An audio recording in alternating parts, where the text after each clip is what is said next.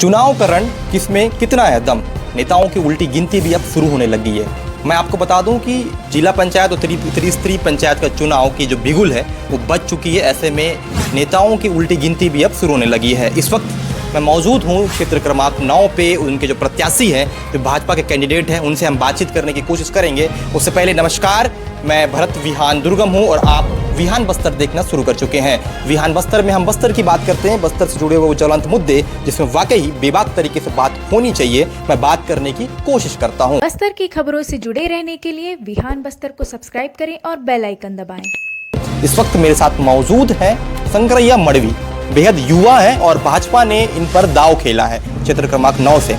इनसे बातचीत करने की कोशिश करेंगे। उससे पहले शंकरैया जी, आपका सबसे पहले तो विहान बस्तर में स्वागत। धन्यवाद विहान भैया। तो चुनाव का रण जो है वो शुरू हो चुकी है। ऐसे में लगातार जो आप प्रचार की अगर बात की जाए, अलग अलग जगहों पर आप जा रहे हैं, मुझे सबसे पहले ये बताइए कि जनता आपको क्यों चुनेगी? जनता के साथ हम हमेशा रहते हैं और उनके सुख दुख में खड़े रहते हैं और जनता के हर मुसीबत में अपन काम करते हैं, उनके साथ रहते हैं, लगे रहते हैं, हर समय हर सुख दुख में रहते हैं, उनके बीच रहते हैं। किन किन मुद्दों को लेकर जनता के पास जाओगे? ऐसे कौन कौन से मुद्दे हैं? ऐसे मुद्दे बोलने से कावाफिल में बहुत पुराना तालाब है जो पिछले 5 साल की कांग्रेस सरकार में, जिसने उसको सौंदर्यीकरण के नाम से करोड़ों रुपए का भ्रष्टाचार किया है। अगर आप देखे होंगे जगदलपुर में दलपत सागर, जिसको बहुत ही बेहतर सुंदर से उसको बनाया गया है, सौंदर्यीकरण किया गया। हम भी सोच रहे हैं कि हवाफैली के लिए बहुत बड़ा तालाब है ये।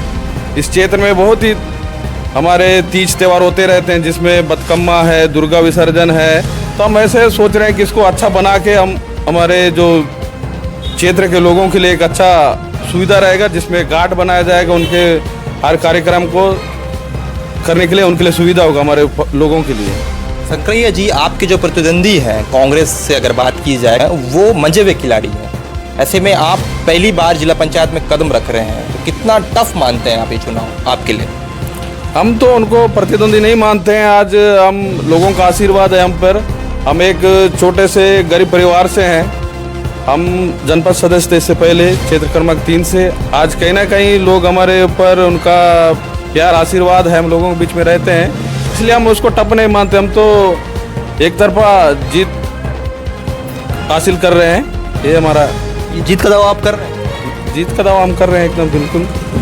तो अवापल्ली और बेहद संवेदनशील क्षेत्र है, अंदरूनी इलाके हैं, नक्सल प्रभावित क्षेत्र इलाके हैं। वैसे इलाकों पे पहुंचना ही एक बड़ी जद्दोजहद होती है, बड़ी विडम्बना होती है। ऐसे में आप उस इलाके तक कैसे पहुंचेंगे? किस तरीके से जो ग्रामीण अंचल के जो लोग हैं उनको साधने की किस तरीके से आप कोशिश करेंगे? क्या ऐसे जो पहलू है वहाँ पे रखने की आप कोशिश करेंगे?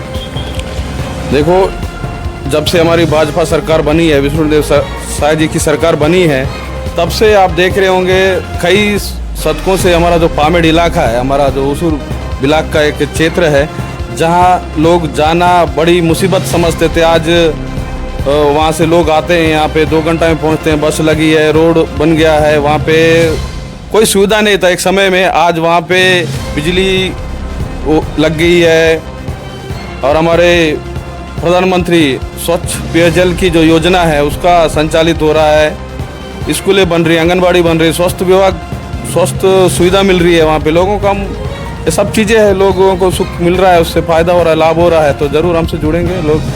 शंकरैया जी, अवापल्ली जो क्षेत्र, जिस क्षेत्र से आप लड़ रहे हैं, ये आदिवासी बहुल क्षेत्र है। आदिवासी बहुल क्षेत्र में आदिवासी जो लोग हैं, सबसे सर्वाधिक संख्या में वो निवास रहते हैं। आप भी एक बतौर आदिवासी हैं, आपके प्रतिद्वंदी भी आदिवासी हैं, दोनों में एक बड़ा टक्कर देखने को मिलेगा। तो कैसे देखते हैं? हम देखो, वोट बटेंगे नहीं कैसे में? वोट तो बंटने की बात अलग है। हम लोगों के बीच रहते, हमारे जो आदिवासी, जो सर्व आदिवासी समाज है, जिनके बीच हम हमेशा रहते हैं, उनके और कार्यक्रम, तीज त्यौहार, जो सुख दुख है उसमें खड़े रहते हैं, उनके साथ रहते हैं। हम सभी धर्म वालों के साथ, यहाँ जो भी समस्या होती है उसके लिए हम खड़े रहते हैं, साथ देते हैं उनका। तो हम चाहते हैं कि लोग हमको आशीर्वाद देंगे। जब आप जनपद सदस्य थे उस दरमियान किस तरीके से आपकी कार्यशैली जो है वो होती थी? कैसे कैसे आप काम करते थे? किस तरीके से समस्याएं जो है उत्पन्न होती थी? उस समय आपने काम किया है? उस समय जो है, जब हम चुनाव जीत के आए तो पहला मुद्दा हमको तो ही मिला था। दान मंडी में जो लोग 7 दिन 10 दिन 15 दिन आके रुके रहते थे, तो उस समय हम धरना प्रदर्शन करके सरकार से हम उनका जो भी परेशानी था, बोरा टोकन नहीं कटता था, तो हम उसके लिए बहुत लोगों के साथ खड़े रहे और उस मुसीबत में, और उस समय उनके जो समस्या थी उसके समाधान करवाए, सरकार को दबाव बना के काम कराए हैं। क्या लगता है, चुनाव बेहद नज़दीक है, लगातार आप लोगों तक पहुंच रहे हैं, लोगों का जो जन समर्थन है वो कह रहे हैं कि वो मिल रहा है, लेकिन ये आने वाला वक्त ही बता पाएगा कि जन समर्थन किस ओर अग्रसित होगा। लेकिन जो आपके जो प्रतिद्वंदी हैं वो बेहद मजबूत है, ऐसा माना जा रहा है, आप क्या कहें? अब मजबूत है वो 10 साल पहले से जनपद सदस्य, जिला पंचायत सदस्य रहे हैं, और कांग्रेस शासन में वो बतौर जिला उपाध्यक्ष रहे हैं। जो उनका क्षेत्र है, जो आवापल्ली उसूर ब्लॉक है, उस क्षेत्र में आज तक वो कभी, ऐसे कई इलाके हैं जैसे उन्होंने उनके शासनकाल में वादा किए थे, हम पुल बना देंगे, रोड बना देंगे, आज तक वो काम हुआ नहीं है। हम लोगों से मिल रहे हैं तो बता रहे हैं उन लोग, हम उस मुद्दे को लेकर लोगों के बीच जा रहे हैं कि हम जब जीत के आएंगे तो ये जितने भी मूलभूत सुविधाएं हैं, जब पुल पुलिया है, गली रोड है, नाली है, पानी का जो अव्यवस्था हुआ है 5 साल में लोगों के लिए, तो उन सभी मुद्दों को लेकर हम लोगों के बीच में जा रहे हैं, खड़े हैं। तो हम लोगों को कह रहे हैं, विश्वास दिला रहे हैं कि हम जीत के आएंगे तो ये सभी चीज़ें हम इस 4 साल के अंदर में करके देने का ऐसा वादा कर रहे हैं। जब आप ग्रामीण अंचल जा रहे हैं, लगातार दौरा कर रहे हैं, सबसे बड़ी समस्या आपके सामने क्या आ रही है?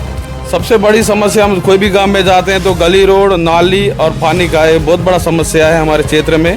हम सरकार से भी ये जाके बताए, हमारे जो मुख्यमंत्री विष्णुदेव साय जी से भी हम मुलाकात करके उनको भी इन मुद्दों को रखे हैं, तो बोले जैसे जैसे मांग आएगी वैसे हम उस क्षेत्र में विकास करेंगे, जो मूलभूत सुविधा हम लोगों को पहुँचाएंगे, ऐसा उनका कहना है। अंतिम सवाल, क्या कहना चाहेंगे जनता को? जनता को मैं ही कहूँगा, मैं आपका बेटा हूँ और बेटा जैसा रहूँगा, और आपको जो भी समस्या है उन सभी को लेकर मैं जीत के आने के बाद उन सभी का समाधान पूरे कामों को करने का करूँगा। और जनता से ही अपील है मेरे को कि उनका बहुत सारा प्यार आशीर्वाद मिले, और उनको मैं एक सेवा के रूप में काम करने का मुझे मौका दे, आशीर्वाद के रूप में, मैं इतना ही। और मुझे लगातार सब सरकार बदलती है, तो जिनकी सरकार होती है स्वाभाविक सी बात है वो अपनी अपनी तरीके से द्वेष भावना से लोगों को परेशान करते हैं। शासकीय कर्मचारी की अगर बात की जाए या फिर आम जनमानस को, तो इसको आप कैसे देखते हैं बतौर एक नेता होने के नाते? आज देखो, 5 साल पहले जब कांग्रेस की सरकार बनी, यहाँ से कई लोग को ट्रांसफ़र किया गया है, कई लोग का ज़मीन का सीमांकन करवाया गया, और आज हमारा 1 साल हो गया शासन आके, हम ना किसी कर्मचारी को परेशान किए, ना किसी को ट्रांसफ़र किए हैं। ऐसा अपने शासन में ऐसा कुछ नहीं है, हम लोग ऐसा किसी के ऊपर अपन वो नहीं चाहते हैं कि सब अपने हैं, सब अपने जगह काम करें, और शासन की जो योजना है उसको हमारे जो सुदूर अंचल के जो क्षेत्र के लोग हैं हमारे, तो उन तक योजना का लाभ पहुँचे, हम यही चाहते हैं, उनसे अपील करते हैं बस।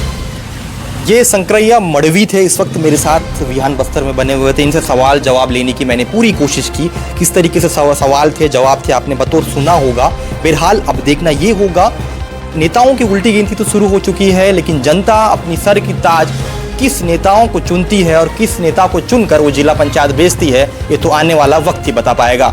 विहान बस्तर के लिए मैं भरत दुर्गम, इतना ही। बस्तर की खबरों से जुड़े रहने के लिए विहान बस्तर को सब्सक्राइब करें और बेल आइकन दबाएं।